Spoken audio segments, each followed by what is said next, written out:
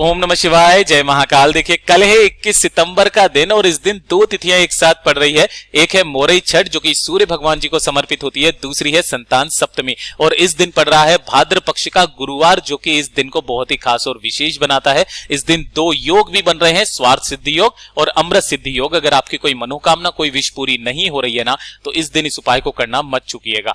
मोरई छठ जो होती है सूर्य भगवान जी को समर्पित होती है। अगर आपकी कुंडली में सूर्य की जो स्थिति है, सूर्य ग्रह की स्थिति नीच की है या सूर्य ग्रह आपका मजबूत नहीं है ना, तब आपको यह उपाय करना चाहिए। जिसकी कुंडली में सूर्य ग्रह की स्थिति मजबूत होती है ना, उसका कोई कुछ नहीं बिगाड़ सकता, वो हमेशा तरक्की के मार्ग पर जाता रहता है। और जितनी भी मेरी माताएं बहनें हैं वो इस वीडियो को देख रही हैं, सुन रही हैं, तो अपने बच्चों के लिए किया गया ये जो उपाय है संतान सप्तमी के दिन किया जाता है, जरूर कीजिएगा। अगर किसी की गोद नहीं भर रही है तो गोद भराई का भी पूज्य गुरुजी ने बहुत ही अद्भुत सा उपाय इस वाली वीडियो के अंदर हम लोग बात करेंगे। पूज्य गुरुजी की कथा से सुन करके और समझ करके पूरे उपाय को बड़े ही विस्तार से बताऊंगा, परंतु उससे पहले आप सबसे एक छोटी सी गुजारिश करूंगा कि जो लोग पहली बार आए हैं चैनल को सब्सक्राइब जरूर कीजिएगा और वीडियो को लाइक करके महादेव जी का कोई सा भी प्यारा नाम कमेंट बॉक्स में लिखना मत भूलिएगा। इस पूरे वीडियो के अंदर हम लोग 3 महा उपायों के बारे में बात करेंगे, जिसमें से जो पहला उपाय होगा वो आपके सूर्य ग्रह की स्थिति को मजबूत करेगा, साथ ही साथ आपकी कितनी भी बड़ी मनोकामना क्यों ना हो पूरी जरूर करेगा। ठीक है,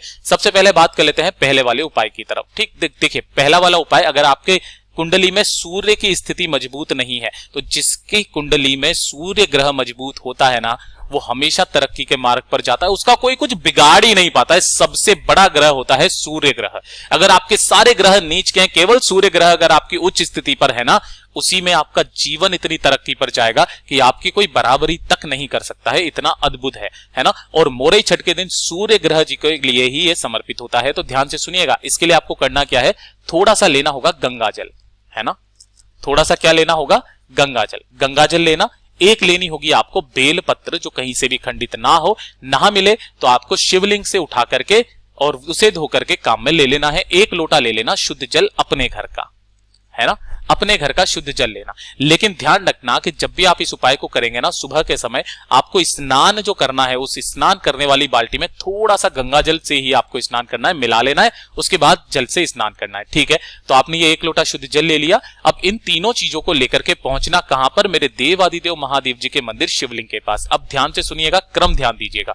उत्तर दिशा यानी कि नॉर्थ डायरेक्शन की तरफ मुंह करके खड़े हो जाना, ठीक है ना। सबसे पहले आपको करना क्या है कि जो आपने एक बेलपत्र लिया है, इस एक बेलपत्र को आपको शिवलिंग से टच करवा करके, केवल शिवलिंग से आपको इस तरीके से टच करवा देना है, ऐसे करके। और किन महादेव जी का नाम लेना है, अवधूतेश्वर महादेव जी का। अवधूतेश्वर महादेव जी का स्मरण करना और स्मरण करने के पश्चात इस बेल पत्र को उठा करके और अपने पास में रख लेना। ठीक है, पहला काम तो ये कर लिया।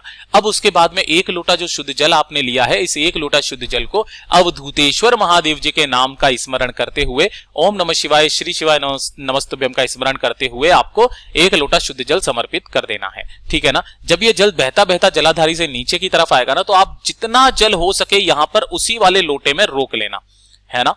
रोक लिया। रोकने के पश्चात ध्यान से सुनना, आपको अपनी कामना कह करके महादेव जी से इस वाले जल को लेकर के और इस बेल पत्र को लेकर के जो आपने यहां से उठाया है, इसे लेकर के घर पर आना होगा, है ना। घर पर आने के पश्चात इस वाले उपाय को आपको सुबह ही करना होगा, ठीक है ना।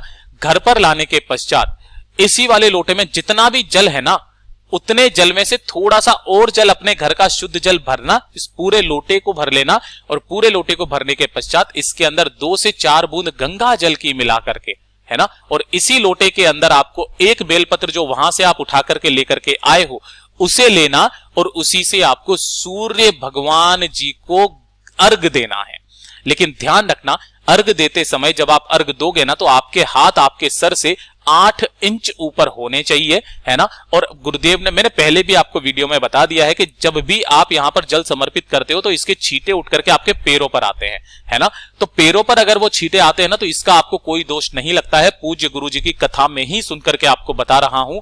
बहुत सारे लोग ऐसे हैं जो कि हमारे हिंदू धर्म को खत्म करना चाहते हैं, जो वो भ्रांतियां फैलाते हैं कि आप जब सूर्य भगवान जी को अर्घ देते हैं तो उसके छींटे आपके पैरों पर पड़ते हैं, जिसका दोष लगता है। तो बहुत सारे लोगों ने सूर्य भगवान जी को अर्घ देना ही बंद कर दिया है।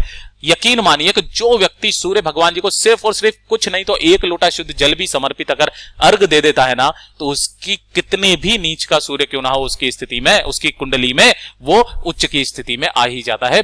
कोई उसका कुछ नहीं बिगाड़ पाता है। आपको इसी वाले लोटे से फिर से वापस एक बार जल देना होगा, है ना, अर्घ देना होगा। ध्यान रखना, अब ये वाला जो उपाय है ना, जिसके अंदर आपने बेलपत्र डाली हुई है, यानी कि महादेव जी का आशीर्वाद प्लस सूर्य भगवान जी का आशीर्वाद, आपकी जो भी कामना होगी ना वो पूरी होगी ही होगी। पूज्य गुरु जी का बहुत ही अद्भुत सा उपाय है। आप हमेशा तरक्की करोगे, कभी भी नीच की स्थिति में नहीं आओगे, बहुत आगे तक जाओगे। दूसरा वाला उपाय, जितनी भी मेरी माताएं बहनें हैं, अगर उनका गर्भ नहीं टेर रहा है, डॉक्टर्स ने मना कर दिया है ना, तो गुरुदेव ने कहा कि जब आप संतान प्राप्ति के लिए टेस्ट ट्यूब के लिए जा रहे हो, तो उससे जाने से पहले मात्र एक बार इस उपाय को कर लीजिएगा। चाहे आपके संतान को 10 साल 15 साल 20 साल हो गए, नहीं हो रही है ना, टेस्ट ट्यूब बेबी आप करने के लिए तैयार हो, तो उससे पहले एक बार इस उपाय को कर लीजिएगा। कल का जो दिन है ना, बहुत ही अद्भुत दिन है, संतान सप्तमी का दिन है, उस दिन इस उपाय को कर लेना। ध्यान से सुनना, आपको लेनी होगी किसकी, आंकड़े की जड़। अब भैया ये जो आंकड़े की जड़ होती है ना, अब आपको सबको बात पता है, तुमरुका महादेव जी की जो कथा गुरुदेव ने कही थी, उसी के अंदर ये वाला उपाय बताया गया था, आंकड़े की जड़। अब कौन सा आंकड़ा होना चाहिए, सफेद आंकड़ा, है ना। अब चाहे वो जड़ इस तरीके से सूखी हो, चाहे वो गीली हो, कोई दिक्कत नहीं है, आपको सफेद आंकड़े की जड़ चाहिए थोड़ी सी, ठीक है ना। जड़ ले ली और थोड़ी सी ले लेना मोली। मोली की अगर आपको पूरा का पूरा गट्टर मिल जाए कोई दिक्कत नहीं है, मोली ले लेना, है ना। ये ले लिया, 1 लोटा शुद्ध जल लेना और इसे लेकर के पहुंच जाना मेरे देवादिदेव महादेव जी के मंदिर शिवलिंग के पास में, है ना, कल के दिन। अब उसके बाद उत्तर दिशा नॉर्थ डायरेक्शन की तरफ मुंह करके खड़े हो जाना। सबसे पहले आपको वो जो आपने एक जड़ ली है ना, तुमरुका महादेव जी के नाम से शिवलिंग पर समर्पित कर देना, ठीक है। और 1 लोटा शुद्ध जल तुमरुका महादेव जी के नाम से ओम नमः शिवाय श्री शिवाय नमस्तुभ्यं का स्मरण करते हुए समर्पित करना। समर्पित कर दिया। समर्पित कर देने के पश्चात आपको ये जड़ यहां से उठानी है, उठा करके अपनी झोली में रख लेनी है। मतलब यहां से आपको महादेव जी से कामना करनी है अपनी संतान प्राप्ति के लिए। गर्भ नहीं टेरता या फिर कुछ भी हो जाता है या फिर कुछ भी ऐसी समस्या आ जाती है, बच्चा हो ही नहीं पाता है ना, तो आपको यहां पर कामना बोलनी है। इस जड़ को लेकर के घर पर आ जाना है। घर पर आने के बाद में जो आपने लाल रंग का धागा मोली लिया है ना, इस मोली के अंदर उस जड़ को बांध करके, और जो स्त्री है वो अपनी कमर में बांध ले, है ना, कमर में बांध ले। पहला तो काम ये हो गया। अब दूसरा काम क्या करना है, कमर में बांध करके आपको प्रतिदिन जो पीपल के पत्ते होते हैं, एक पीपल का पत्ता लाकर रात्रि को सोते समय इसे एक पीपल के पत्ते को आपको दूध में उबाल कर, है ना, दूध लेना, दूध के अंदर पीपल का पत्ता डाल देना और फिर इसे उबालना। उबालने के बाद पीपल के पत्ते को हटा देना और उसी दूध का सेवन दोनों पति पत्नी को करना है ना, दोनों पति पत्नी को उसी दूध का सेवन करना है। और सेवन रात्रि में सोने से पहले, ठीक है ना। सेवन करने के पश्चात दोनों पति पत्नी अगर साथ में रहे तो यकीन मानिए 3 से 4 महीने में गर्भ ठहर जाएगा और हो सका मेरे देवादिदेव महादेव जी की कृपा बरसी तो संतान की प्राप्ति भी सुनिश्चित है।